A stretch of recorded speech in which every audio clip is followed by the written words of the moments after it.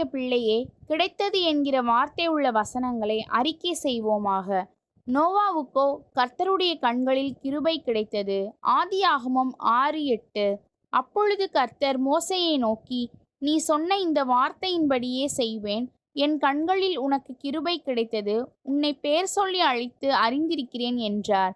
யாத்ராகமம் 33:17.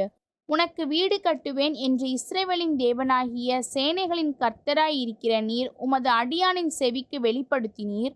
ஆகையால் உம்மை நோக்கி இந்த விண்ணப்பத்தை செய்ய உமது அடியானுக்கு மனதைரியம் கிடைத்தது.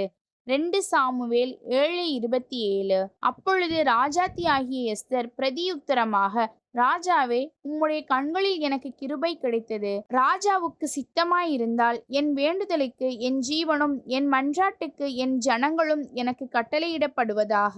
எஸ்தர் 7:3. நேர்த்தியான இடங்களில் எனக்கு பங்கு கிடைத்தது. ஆம், சிறப்பான சுதந்திரம் எனக்கு உண்டு.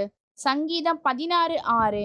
நான் உமது கட்டளைகளை கைக்கொண்டபடியினால் இது எனக்கு கிடைத்தது. சங்கீதம் 119:56. அப்பொழுது முந்தினவன் வந்து, ஆண்டவனே, உம்முடைய ராத்தலினால் 10 ராத்தல் ஆதாயம் கிடைத்தது என்றான். லூக்கா 19:16.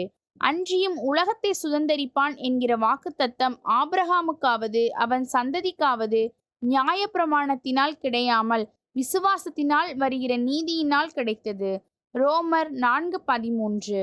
இப்பொழுது உங்களுக்கு வெட்கமாக தோன்றுகிற காரியங்களினாலே அக்காலத்தில் உங்களுக்கு என்ன பலன் கிடைத்தது? அவைகளின் முடிவு மரணமே. ரோமர் 6:21. இப்படி இருக்க விழுந்து போகும்படிக்கா இடறினார்கள் என்று கேட்கிறேன்.